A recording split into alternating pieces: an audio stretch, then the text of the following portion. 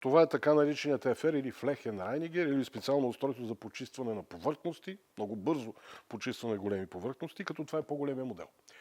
Този модел е ефективен за модели машини от К4 нагоре. Това, което е важно при него, са следните неща. Имаме 3 дюзи. Тоест 3 места, от които не мога да почистваме.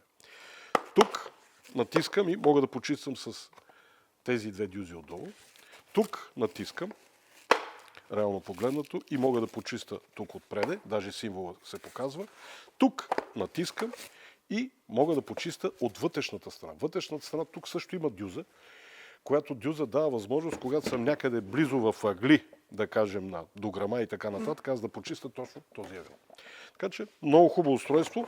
Тук съответно имам регулатор Hard Soft, т.е. при регулирането, въртенето на този регулатор, какво се случва?